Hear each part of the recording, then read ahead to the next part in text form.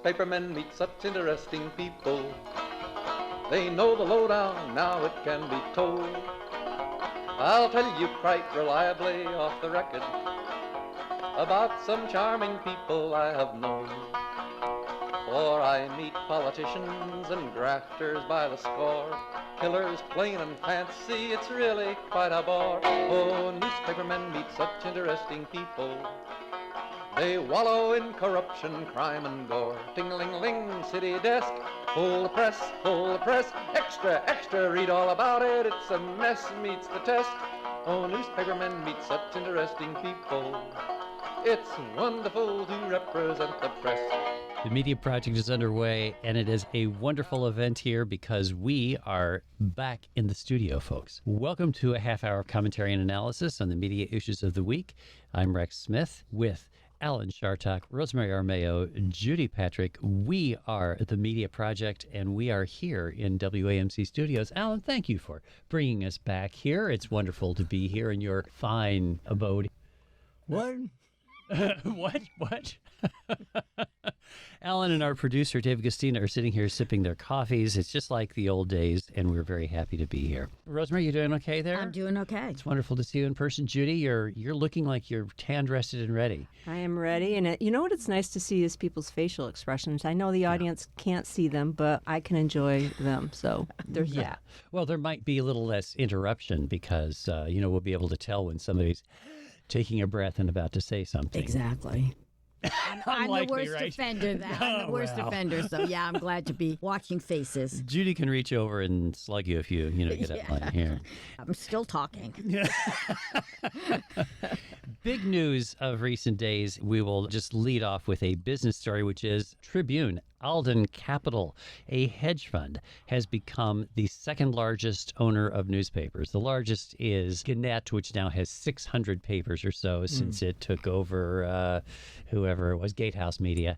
And now Alden has bought Tribune. Why this matters is we know about Alden Global Capital and the newspapers they own because that group includes in the Capital Region Troy and Saratoga papers, down in the Hudson Valley, Kingston, and there are a great many papers that they have bought, and their typical stance is to cut down the expenses, let us say. You buy it and then you stop spending money on it in the same way, and theoretically you'll be given more profit, right? You get more profit. Does that actually work? For a short time. For a short time until the whole thing declines. It's very similar. I've made the comparison to privateers in Eastern Europe who would take over formerly state-run operations. You get them for a song because the government doesn't want to run them anymore. And then you just sell off all the assets. You bleed the place dry. And it's already happened. Alden has put out the call. I've heard from friends in Chicago and in Baltimore, put out the call for voluntary buyouts. You have until the middle of June. And then after that, it isn't voluntary anymore. So it's already happening. And how do they make money on buyouts, Rosemary? Well, you get rid of the high-paid, mostly the most experienced people. Right. You bring in either nobody, you just cut the workforce by 20%, 30%, I think was typical of their last acquisition. Or you hire cheap young things who won't give you a complaint when they tell you to do, lousy, easy journalism. And that's it. Your product is declining. It gives you more access to capital. Everything involving this has to do with accounting. I mean, that's one of the things in my experience working for a big company. I had a lot of business training, unfortunately. But basically, if you are able to write off your ongoing expenses going forward, it gives you more access to capital because you're reducing your overhead. So you do have the one-time expense, but that's considered a restructuring expense, and suddenly you have more money. Yeah, it should be noted that Alden had to borrow a lot of money to make all these sales happen, and the payback for all that money is just going to come out of all those newsrooms. Exactly right. $278 million in debt went onto the books of those old Tribune newspapers. And so anybody who might want to buy those papers is going to have to be buying debt too. Things aren't good for newspapers. I've tried to make that point over and over again. I'm reminded of the number one song I used to sing at Camp Bronx House with the kids, which is the Titanic. It was sad when that great ship went down, don't you see? Don't you see? Is that part of the song? Don't you see? And I think that's part of the problem here, which is this is all compounding the problems that newspapers have in general. Yeah, but 2 points on that, Alan. One, these are still strong news brands. They're still strong news organizations. For example, what's the public radio station in Chicago? Chicago. Yeah. Yes, see my point? That one, yeah. Chicago Tribune, you know that name. What's the public radio station in Baltimore? But the Baltimore Sun. So Right. these are strong brands that still are, in most communities, still the dominant news organization in their communities, even though they are much smaller than they were. Yeah. Much diminished, but I don't think a hedge fund, which after all has only an interest in profit, would be buying these things if they didn't think that they were going to be able to make money on them. Well, yes, as Rosemary so profoundly put it a little while ago, short run versus long term. As I have often said, God has term limits, meaning that we're all going to die sooner or later, and therefore the people who are, what me worry, said Alfred E. Newman or Melvin Kosnatsky, that's just the way it is. Don't you see? Rosemary, you don't look happy. No, well, it's very sad. And a part of this whole thing was that Alden didn't come in and rob them at gunpoint. The company was sold to them by the current trustees. The only person who voted against it was the CEO. He was promptly fired within, minutes of signing of the papers. So there is nobody now, except for employees who are stuck working there, because there aren't any other jobs any other place, who care about the long tradition of newspapers of putting out quality journalism and doing community service. That is not in the equation for Alden, whatever. Well, we all bemoan what happens when Alden Capital takes over a string of newspapers, and it is horrible. But we overlooked the fact that a third of the nation's newspapers are privately owned, small family operations, and they are doing okay. They are doing quite well. In fact, this negative perceptions that the newspaper industry is dying is something that we need to really take a hard look at. We often hear about news deserts, but if you look really hard at the data, some of the newspapers that report says have closed actually haven't closed. And so there are newspapers out there who are doing okay. Again, the Alden move is not a good one for newspapers. Those newsrooms will probably be held out, but especially at the local level, I'm seeing newspapers survive. And you work for them, don't you? I do, and we haven't seen a lot of closures of small newspapers in New York State. Judy is just for our listeners will know, is the vice president of the New York Press Association, which represents smaller papers typically, right? And let's be clear, there are over 600 of them in New York State. Yeah. Yeah. Now nature abhors a vacuum. And we do know that newspapers are not always cheap things to run, even if you're saving money on them. You have people to pay, reporters to pay, printing and all the rest. I work now for, as long as we're talking about who we work for, I work now for a newspaper that is not a newspaper. It's just online, and it doesn't employ a lot of people. And Work it doesn't being have, a fluid term. Sorry. Yeah, work being a fluid term. You're quite right. And one wonders whether, since nature pours a vacuum, whether or not there won't be more of this kind of thing happening, taking the place of the old line newspapers. Or if the brand will survive just as a digital. That's what's happening in a lot of places. Even big brands like the Syracuse newspapers. Syracuse puts out a print product, 2 or 3 days a week now, and is primarily a digital brand. And I think we're all headed in that direction. And there will be news organizations to serve communities. Take note, my alma mater, the Times-Union, where I was the editor for 18 years, is now suddenly going deep into the Hudson Valley. You'll hear the underwriting here on WAMC announcing, from Putnam County all the way up through Columbia and Greene counties. That is a new initiative that, by the way, the Times-Union is investing in. They've actually hired reporters and editors to cover that area. And they're giving us at WAMC a lot of underwriting money. I wonder if I just said that, yes. Thank you. No, you did say it. I did. But I thought it was worth emphasizing when we're done. Thank you. I feel like we're misleading people, though, again. And I saw this from the 1990s on when newspapers began receding, which is like, oh, yeah, we're smaller. Our papers are smaller now, but it's better news. We're giving you more for less. And then we have fewer reporters now, but we're working more efficiently. And now it's like, well, the big newspapers are all folding, but the little ones are all surviving. Newspapers are not as good as they once were. There's nothing that compares to what we had. There's no replacement. Look at the journalism schools. We are not getting the quality of students that we used to in the 70s and 80s. We are not. We simply are not. And it is not a field that's attracting the best and the brightest anymore. Journalism is in trouble because newspapers are in trouble. And all this brightness and light, very nice, yay, yay, but it's not the real picture. I wish I could say I disagree with you, but I agree with every word you just said. There was a time in Rosemary's career, just so we're identifying this, when she ran an organization called Investigative Reporters and Editors, which is the national organization that actually sponsors the most impressive contest for investigative investigative reporting. When you look at those IRE winners, well, tell me about this. Are these IRE winners not as powerful as they used to be? For years, that was a measure. How many entries are you getting, and what's the quality of the entries? And, that's been consistent, but investigative reporting has never, ever, since the invention of journalism, been the be-all and end-all of journalism. It's always a very small cohort of people, and these people continue to operate. Investigative reporting is in pretty good shape, but it's in nonprofits. It's in reporters who work for nothing because they're driven to do it. And you see it even in papers that are struggling, however you want to characterize the Times-Union, for example. The piece they did recently about the bolts on the Tappan Zee Bridge was as fine a piece of local investigative reporting as I've seen in 20 years. So it isn't just completely disappearing, but you are far, far less likely to see it now than you were in the 90s. So when was the golden age of newspapers? Would you say it was the 90s? Those days. Yeah. I think it was the Hearst era in the late 1800s when there was no competition, when there was tons of money for metros. They all competed with each other. They put out new forms of journalism, photojournalism and features and comics. That all came from that era. We still use those same formats. So well, it's interesting, but that wasn't the golden age of great reporting because that Probably was not. driven by establishment powers and there wasn't really investigative work then. It was But Rex had interesting. brought out because of the resources that were available. That's when you got your Nellie Bly's. That's when you got your muckrakers. You have to have money to do great reporting. Yeah, interesting. One of the points that Rosemary just made about the power of not-for-profit journalism rising these days.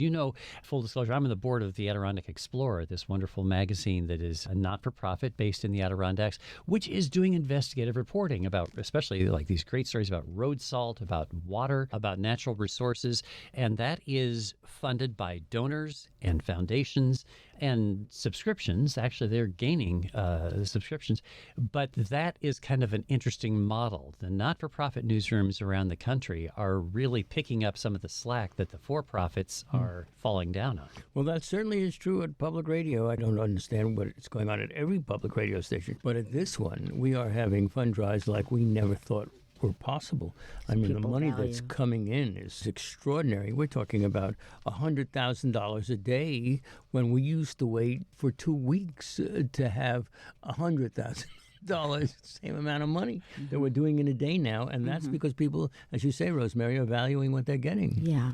Hey, what's going on, by the way, down at WNYC, which is the largest public radio station in the country? Ben Smith, the media columnist of the New York Times, wrote about the turmoil there. The program that they air called On the Media, which I think you air here in, We do. in WAMC. It's not as good as this program, but we do air it. But it seems that there is tumult arising from a lot of human resources issues. Do we believe this is true? What do you think is happening there? Is that question directed to me or to It Rosemary? could be, yes, sir.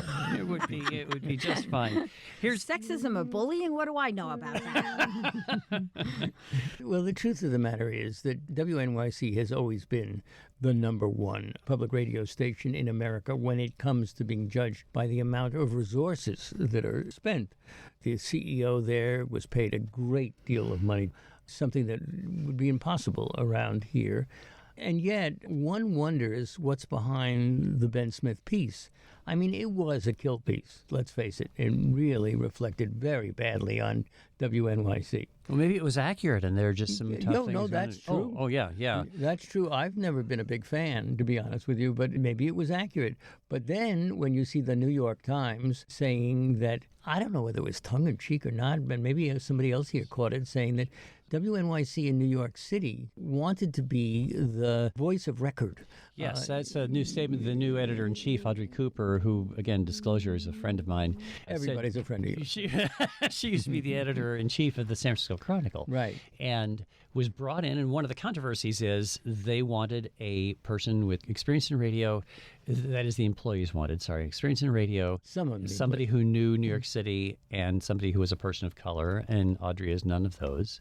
So people got mad. People got mad, yeah. Well, it was their fault, too, because they said to the employees, who are you looking for in a new leader? If you ask somebody's opinion, you got to at least pay some lip service to Sure. it. So I felt sorry for Audrey Cooper reading about this controversy in the past week, because it sounds like she was hired to work on digitization and organization, and she's very good in all of those, and none of it counts for anything. She fired somebody who was accused of plagiarism, which, on the face of it, that's pretty admirable, and she took all kinds of fire for that. To be a person unwanted in a big, rich newsroom is a really difficult situation to be in. Are we sure, by the way, that the New York Times, which we were just talking about, is off the hook? In other words, all I am is a pilgrim, a questioner. Are we sure? Wandering minstrel eye. Yeah, Yes. exactly right. Are we sure that the New York Times didn't have its own oar in all of this? After all, I just quoted them as saying, the New York Times saying they wanted to be the voice of record. Well, we all know who the voice of record is in New York City. It's the New York Times. And one at least thinks of this as a possibility. Rex, the phone is ringing and they want you to be the editor. Yeah, that's a real, I don't know. I don't get that, especially because it's written by their That's right. media columnist who is extremely independent. Yeah. He's written on a number of topics that's made the Times uncomfortable. So I don't know. I mean, you might be right. It's hard to rule that out entirely, but I don't see a lot of evidence of it. Well, that's right. I'm only raising it as a possibility. Yeah. But as someone who's been in management, you got to keep in mind the fact that you never really know all the details of what's happening in a situation like that. That there are a lot of things that people in positions of authority are not going to say because they're trying to protect the company or they're trying to protect the employee. So, But they did say a lot, Judy. Well put. Absolutely so. If you're just joining us, by the way, this is the Media Project from Northeast Public Radio. Alan Chartock, Rosemary Armao, Judy Patrick, and I'm Rex Smith, and we are grateful to have you with us. If you want to share your views, media@wamc.org is how you do that. Media@wamc.org, and we will hopefully use some of your thoughts. Speaking of things that we don't know about human resources in organizations, the Associated Press is drawing fire, to use the phrase you just did, for firing a 22-year-old journalist who had just been with the organization for a couple of weeks because of pro-Palestinian tweets that she had posted when she was a college student. The leaders of the AP are now saying, well, we made some mistakes. We shouldn't have done it the way we did, but it was the right solution. Raising the question, what sort of freedom should journalists have on social media? So, Judy, take me to your newsroom since you've had this experience. When you have reporters who work for you, do you expect them to not post on social media their own views? they're damned if they do, and they're damned if they don't. There it is. Social media is a minefield for journalists nowadays, and I'm working with the local newspapers that I deal with about developing social media policies to give them some sense. I read AP's social media policy, and it's really not very clear. You're not supposed to, affect.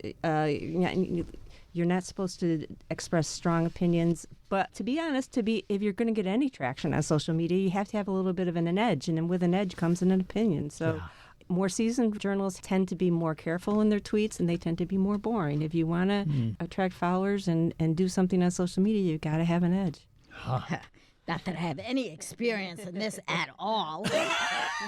Expressing opinion and being punished for it. I believe that this young woman, who is Jewish, by the way, saying free Palestine, had she been saying, Israel is in the right, she would not be in this trouble. And part of the problem is that not just that she violated the policy, I think that's a cover-up for later, is that she expressed an opinion that got lots of attention to the AP in the negative sense. Israeli supporters were coming back and saying, this is outrageous, we can't have her. And they did not defend her. Whether she did it when she was in college, or I really suspect she has written something more recently that we just don't know about because they're not telling us. But during the latest uprising with Hamas and the Israelis, if she wrote something then, they did not protect her. They threw her under the bus to say, oh, yeah, we're fair and balanced. That's what makes it so outrageous. So, Rex, Judy, Rosemary, what would you have done with a contemporary? You go last, Rosemary, because I think we suspect what you're going to say. But, Rex, would you have fired somebody for that?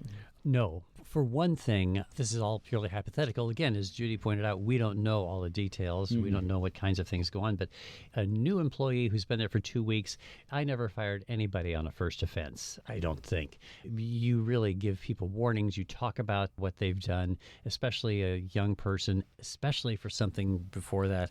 Actually, this point is made by one of the observers. When you give in to the online mob And that's what there is. I mean, basically, the mob came after this young reporter and the AP caved.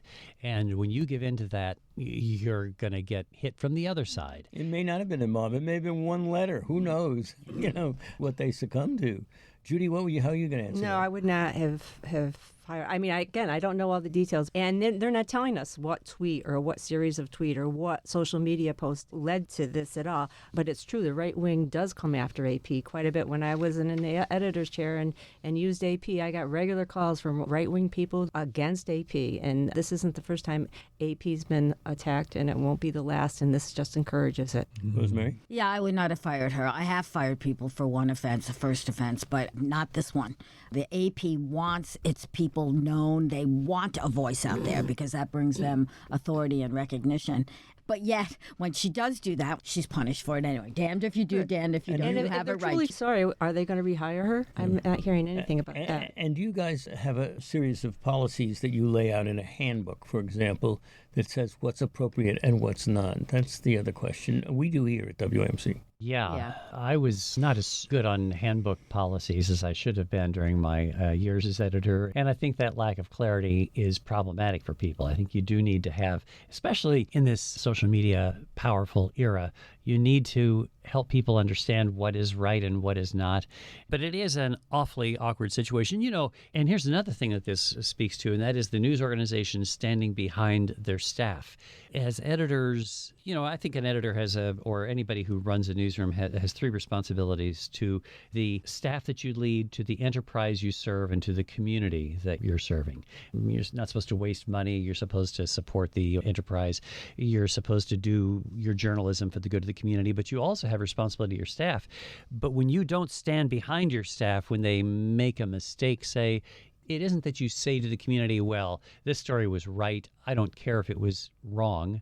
That's not standing behind your staff, but it is saying, we will have your back. When you make a mistake, we will explain the mistake. We will talk about it. We're not going to just sacrifice our staff. Taking a moment to pat myself on the back, I invented this program because I wanted a vehicle where the established press and the public radio press could talk to each other. And things have changed dramatically. Our morning guy, who is terrific, David Speedy Gustina, the guy who is the producer of this program, has virtually every major editor in our region on. In the old days, that would have been approached with a different kind of caution. The owners of the papers and stuff would say, well, why should we give them credibility by being on? Now, everybody flocks to be on David's show. So I think that power relationships are changing. That's all I'm saying. We all need each other, for one thing. We do. But it took you guys a long time to figure that out. Well, yeah. But I should note, when I used to cover the media, Alan Chartock always returned my calls very quickly. You were powerful. That's because he's a news hound. No, it was complicated. There were a lot of reasons, but not the one. But the one reason that one would call Judy or any other editor back is because you basically were yelling, "Please don't kill me." Right. I used to do workshops for business people through the Chamber of Commerce on crisis communication with a PR firm. I would play the role of the editor, and who knew what would come out. But you've got to stand up right away. If the media has a story and you don't speak to them, that's hard for you to avoid the story appearing without anything. voice. But you know what? This could be a whole other program, which we should do about the risks of response and how you respond, because there are dangers either way. Yeah. Alan, I was just calling you about the fund drive results. Right. Just tell us how much you made. Speaking of the perils, the real peril that confronts journalists around the world, the brave journalists, in this case, Roman Protasevich, who was abducted from a commercial airliner in European airspace. The strongman of Belarus intercepted a flight just before it left the country's airspace, forced it down by a jet, and arrested this young journalist activist, Roman Protasevich. What a terrifying situation this is. And this shows us the peril that journalists internationally face. Rosemary, you work with a lot of journalists around the world. I find this an appalling situation akin to the invasion of Crimea by Russia, which was an open attack by one country against another. And what happened then? Nothing. Who holds Crimea now? Russia. Who's behind what happened above the skies of Minsk? I believe it was the same man, Putin, who has learned his lessons that the Western powers are all talk and no action. This was a completely outrageous thing to do. Lukashenko has put out a number of statements since this happened earlier this week saying, I had to do it. It was for the safety of the people involved because we got a message from Hamas that they had put a bomb on the plane. We had to protect them. Yeah. And the fact that it flew back to Minsk rather than to Vilnius, which is in Lithuania, a different country, which was closer, that's overlooked. And then it's just a coincidence that this young man happened to be on. He's an activist as well as a journalist. That's part of the problem. And 3 other people, well, it was his girlfriend and 2 other people. Those 2 other people have now said, no, we got off at Minsk and we're not going any further because we just decided to end our journey. Baloney. And we They're didn't want to be KGB tortured. agents. Yeah. KGB is the secret police, and they actually do call them that in Belarus. And he is now convincing people. I have a friend who works for state-run media there, so she's very biased. And she's like, there are countries that don't like Belarus, and this is an attack on us, and this was all planned, and we need an international investigation. No, we don't. We need sanctions and action, and I don't think it'll happen. The EU is going to not let Belarus planes fly over their space and won't go into Minsk, which makes a lot of sense. But it was an act of piracy. It was an act of international terrorism. And what are we going to do about it? This is way more than, I'm sorry, just journalists. Well, now, you raised an interesting point, though. That is the notion that Roman Protasevich was activist and journalist. Right. Isn't this the peril that we face even in the United States? Sure. If we have another Trump in Washington? Or Well, Yep, even with this absolutely. Trump, the one we just got rid of and that we may have again, the idea, of course, is that he would say that the New York Times guys and the Washington Post guys are activist journalists. That's what he would say, and I'm sure it's what he is saying. It's a really difficult problem. And in the United States, we've tried to avoid it by being objective. But in Eastern Europe, they're all activists. The Russian journalists who are killed are actually fighting against the government. In Azerbaijan... But they're fighting for truth. That's the thing. They're like Abraham Lincoln. Yeah. They're not just, great journalists. They're great patriots. But that does change the dynamic of the government going after them. It's not for their free speech. It's for their inspiration because they are rousing other people to act against the government. Sure, we all know what's going on. This dictator wants to control his Wants to press. stop dissent. Yeah, But if you are that dictator, if you're trying to hold on to office when you have lost an election, sure. and the press is pointing that out. Sound familiar? It does sound familiar. So this is a peril, folks, that we might find too close to home. We're out of time. Imagine that. What a great show. Here we are in person. Makes a difference, doesn't it? It's a great thing. Alan Chartock, Rosemary Armao, Judy Patrick, I'm Rex Smith, and David Gustina, our producer, is sitting right here. Imagine that. We're grateful Speedy. to him and to you folks for joining us this week on The Media Project. Freedom of the